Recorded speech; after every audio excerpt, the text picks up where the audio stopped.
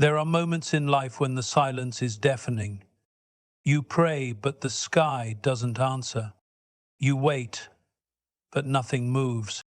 You do good, and yet you are met with betrayal, with injustice, with abandonment. And somewhere in the shadows, they laugh. Not because they won, but because they think you've lost. But what they never understood is that God does not rush. He is never late. He is never asleep. He is simply working in silence. And while they write your obituary, while they celebrate your fall, what they don't see is the clock, the one they can't hear ticking, karma's clock. Because when God delays, it is not to deny you, it is to expose them. And when that clock strikes, there will be no warning, only justice. The silence of heaven is not absence, but preparation. There comes a season in every soul's journey when the world grows quiet, uncomfortably quiet. The prayers you whisper at night seem to dissolve into the walls. The tears you shed find no echo, no comfort, no rescue. You look up, expecting something, a sign, a change, a soft shift in the storm. But what meets you is stillness, and in that stillness the mind begins to spiral. Doubt creeps in like fog. You start asking questions you never dared ask before. Has heaven forgotten me? Have I been overlooked? Am I being punished in some cryptic cosmic way? But what most people never realize is this. The silence of heaven is not a rejection. It is not indifference. It is not abandonment. It is often preparation. The kind of preparation that happens behind thick curtains and closed doors, where no applause can reach. When God goes quiet, it is not because he has stopped moving. It is because he is moving in ways too deep, too intricate, too sacred for human understanding. You see, we live in a world obsessed with instant responses. We crave closure like oxygen. We want immediate justice, immediate healing, immediate answers. But the divine doesn't operate on demand. Timing in the hands of God is a weapon, a shield, a mirror, a teacher. Sometimes the delay isn't there to break you. It's there to shape you. It's there to test the strength of your character when no one is watching. It's there to refine your purpose when applause is absent.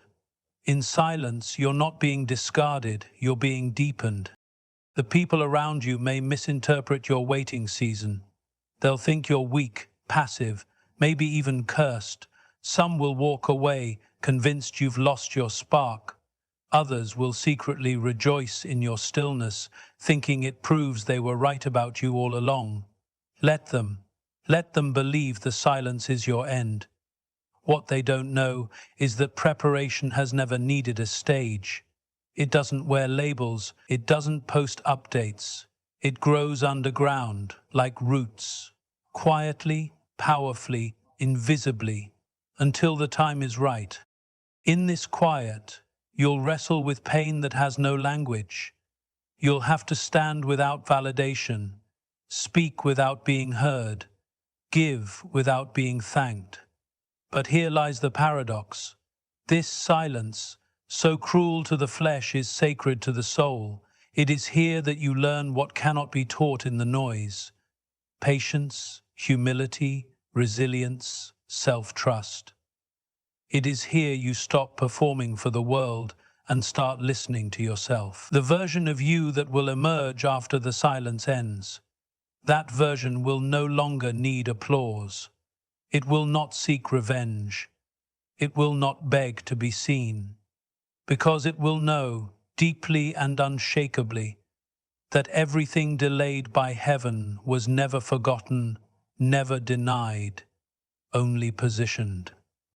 So when nothing around you moves, remember, stillness is not the absence of God. It is the echo of something being built behind the scenes, something weighty, something permanent, something unstoppable. The longer the silence, the greater the preparation. And when heaven finally speaks, it won't whisper, it will thunder. Karma has no deadline, but it has perfect memory. There is something deeply unsettling about watching the wrong people thrive. The ones who lied, manipulated, betrayed. The ones who smiled in your face while sharpening the blade behind your back.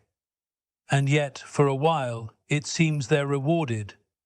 They walk unscathed, untouched by consequence. Life seems to hand them favor, while you carry the scars of their actions.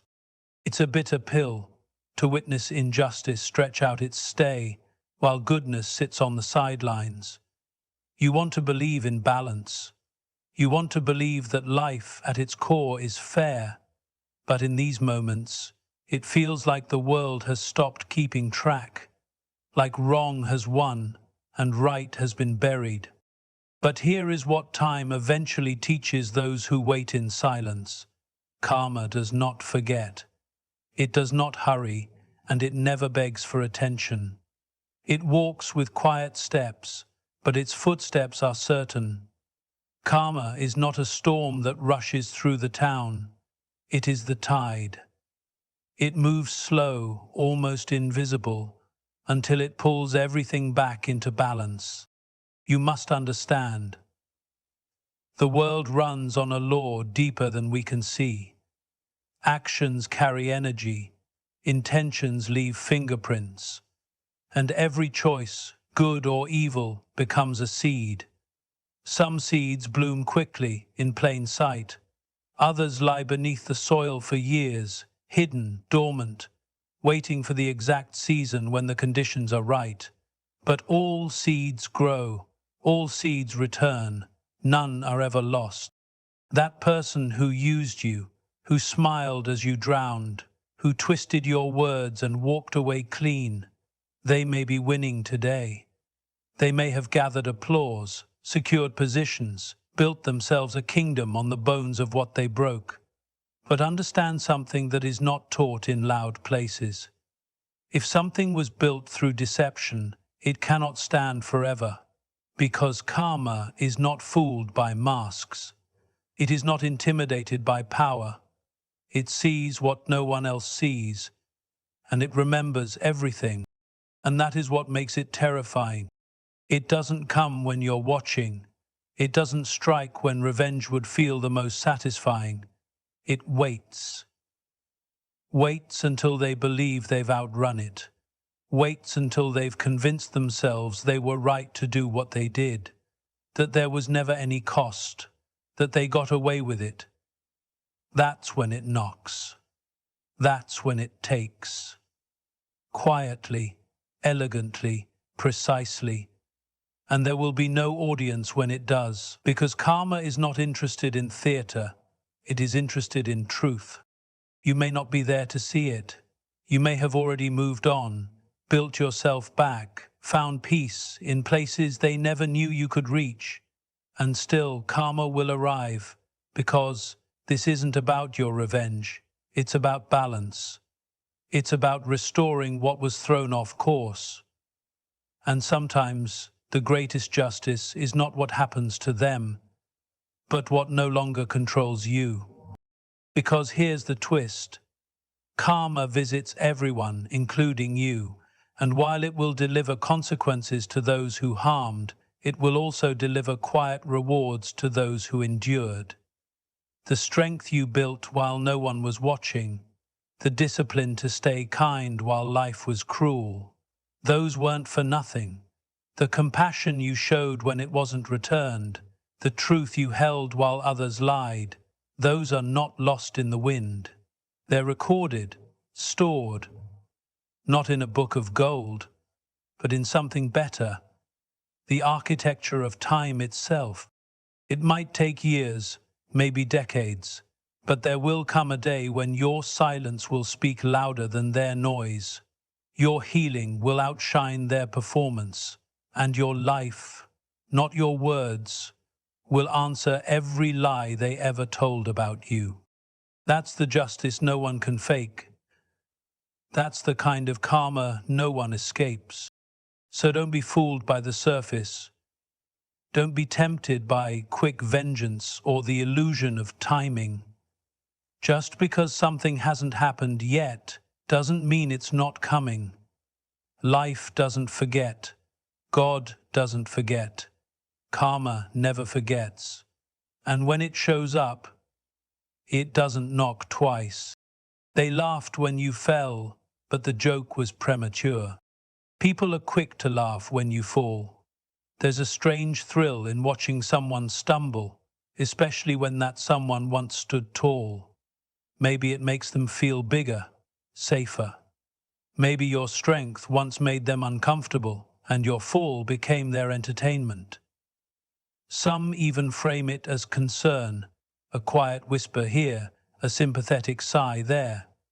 But underneath the surface, it's not compassion. It's celebration dressed in disguise. And the truth is, you saw it in their eyes.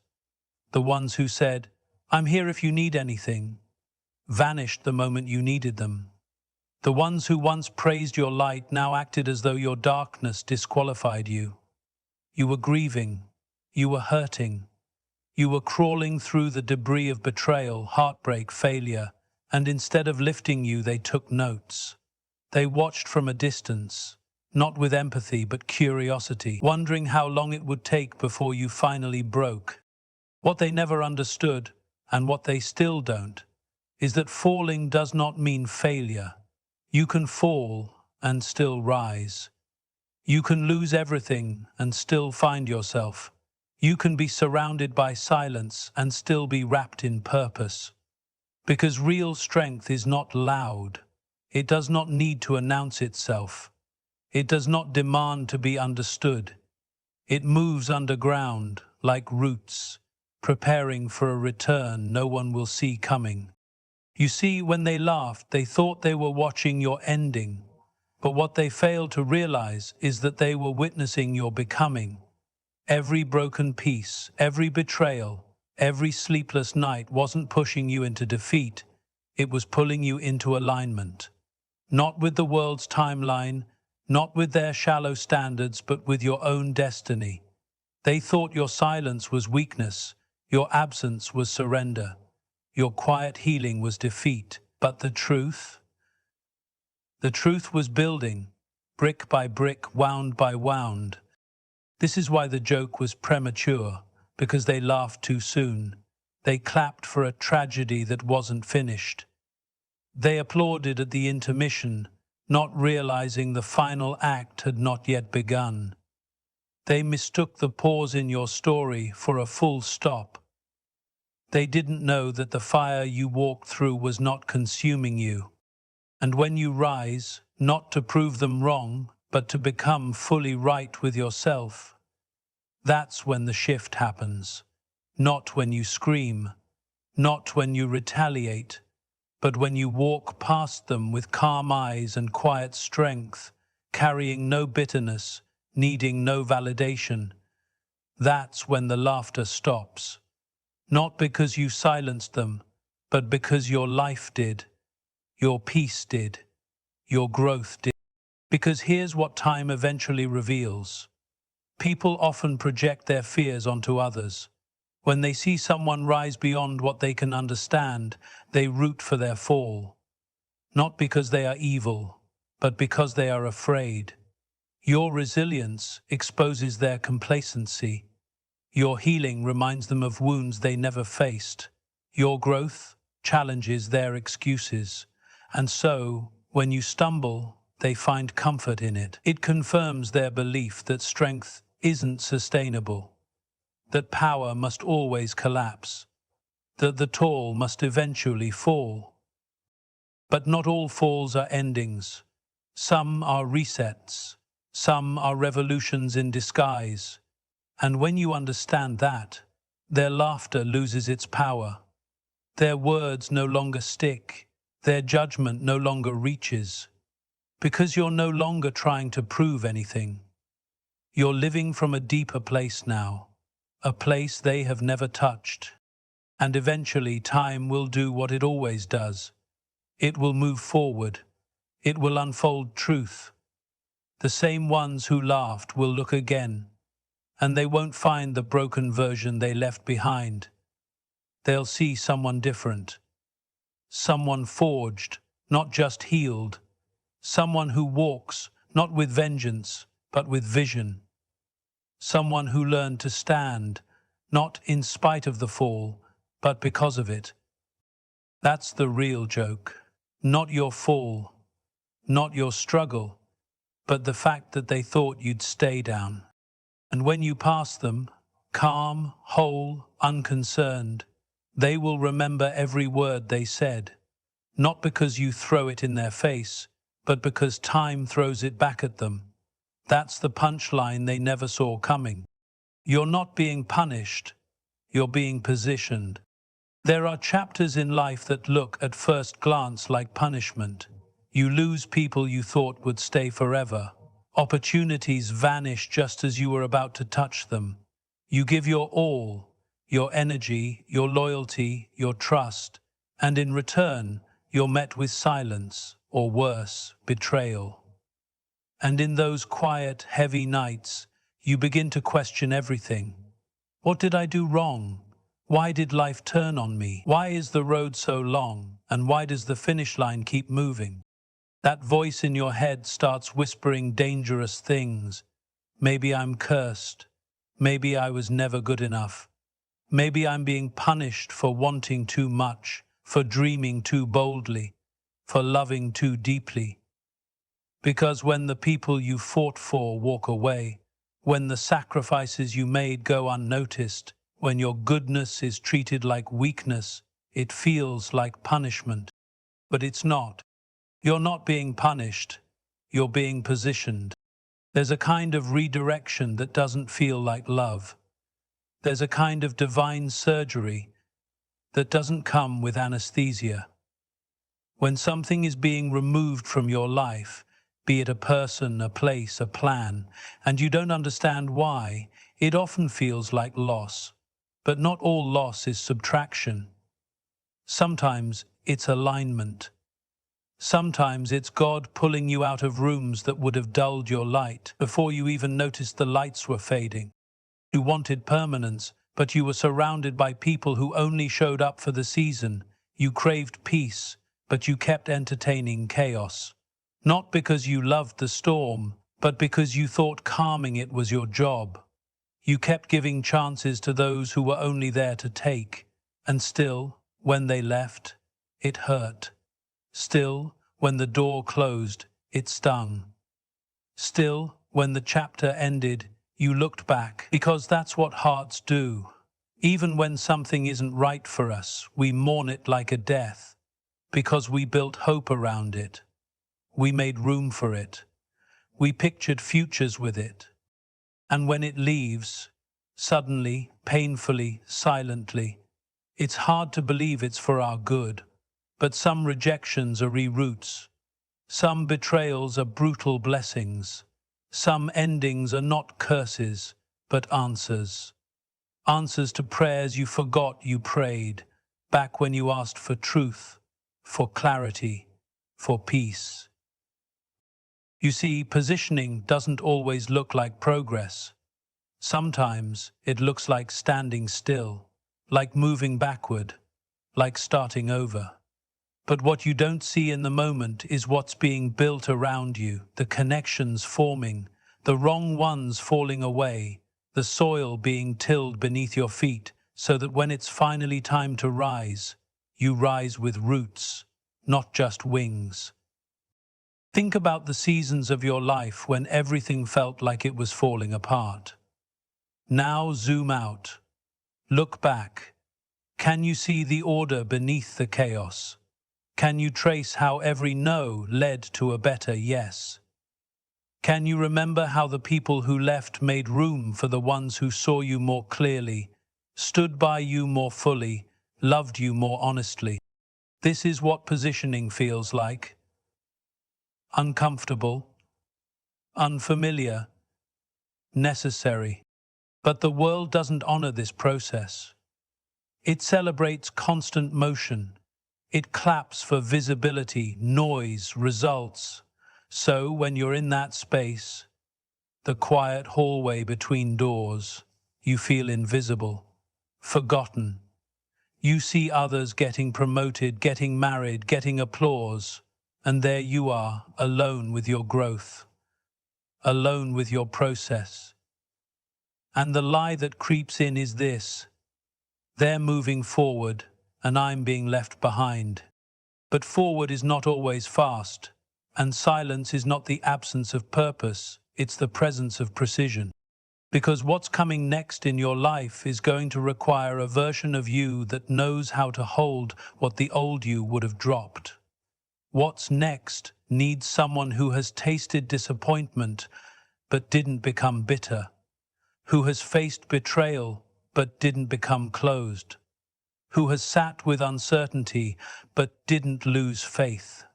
You are being positioned, not to return to who you were, but to become who you were meant to be. And that version of you, that version isn't easily shaken. That version doesn't beg to be seen, doesn't chase what left, doesn't shrink to fit into rooms that never saw their worth. That version walks with a quiet authority, because they've been broken and rebuilt, not just externally but in the spirit, in the mind, in the soul. That's why it's taking time. That's why it hurts. That's why you're being pulled away from the familiar. Because God isn't preparing your comfort, He's preparing your calling. You thought the delay was punishment, but it's not. It's protection. It's realignment. It's transformation. And when it's all said and done, when the doors open, when the timing is right, when the dust settles, you'll look back and see it. You'll see that every closed door was a mercy. Every ending was a beginning. Every heartbreak was a filter, not a failure. Because punishment seeks to destroy, but positioning is divine strategy. Let time judge what people tried to bury. There's a moment, and it always comes, when everything that was hidden starts rising to the surface.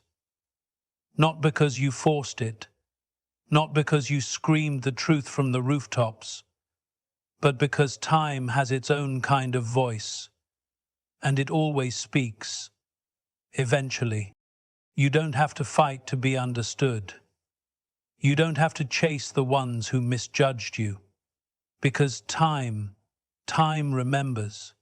Time collects everything, the rumors whispered behind closed doors, the lies dressed up as concern, the subtle betrayals no one saw, not even you, until it was too late.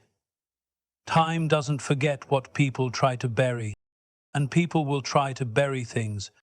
They'll try to bury your name, your truth, your worth, not with shovels, but with silence, with stories that conveniently leave out the part where they broke you, with half-truths that paint you as the villain, while they stand clean in front of others, untouched by the damage they caused. They'll rewrite the history you shared together, pretending you never mattered, or worse, that you were the problem. That the world might believe them, for a while, because the truth is quiet and drama is loud. Integrity is slow and manipulation moves fast. And when the storm hits, people tend to run toward the noise. But let them believe what they want, because what's buried in darkness always finds its way back to light. Not by force, not by fury, but by the steady, slow rhythm of time. You see, time has no allegiance to anyone's version of the story. It's not loyal to appearances or performances. It serves no ego, no narrative, no mask. It simply waits. And in that waiting, it gathers evidence. It watches who stayed silent when they should have spoken. It watches who twisted kindness into control, who used vulnerability as leverage, who smiled in public but wounded in private. And eventually, when the dust settles and the noise fades, Time reveals the pattern. The mask slips. The fruit of every intention begins to show, not just once, but again and again and again. Because behavior doesn't lie forever, and while people can maintain a performance for a season, time stretches out that stage until only the truth can stand. What they tried to bury wasn't just you, it was the part of you that threatened them. Your honesty, your depth, your refusal to play their game. You were inconvenient to their illusion. You held up a mirror they didn't want to look into. And rather than face it, they buried it. They buried you. But buried things aren't always gone. Some are just planted. And there's a difference between being buried and being planted. Buried things are forgotten, abandoned, left to decay. But planted things? They're hidden for a purpose, covered for a season. Not because they're over, but because they're becoming something more. You were never buried. You were planted. And when you rise, not in rage, not in revenge, but in quiet truth, you'll see it all clearly. You'll realize that you didn't lose the wrong people. You were never supposed to keep them. You didn't miss your moment. Your moment is just now arriving. And you didn't fall behind. You were simply being prepared in silence while the world watched the wrong story. Let time judge. Let time carry the weight of proof. You don't need to defend yourself anymore. Not to the ones who never tried to understand. Not to the ones who clapped when you stumbled. Not to those who benefited from your silence and then mocked your absence. Because eventually, time turns the page. And when it does, truth doesn't need to shout. It walks into the room, calm and undeniable. And everyone who saw only the surface will be forced to reckon with what was real all along. Not because you told them, but because time did. And that is the ultimate justice. When you don't have to fight to be believed, when you no longer crave recognition, when your life speaks louder than their rumors, and your peace makes more noise than their accusations. That's when you'll know they buried a seed, not a story, and the roots grew deep while no one was watching. Let them say what they want. Let them pretend they never knew you. Let them act like they were the ones who walked away. You don't need their version of closure. You have truth, you have time, and time always tells the story right.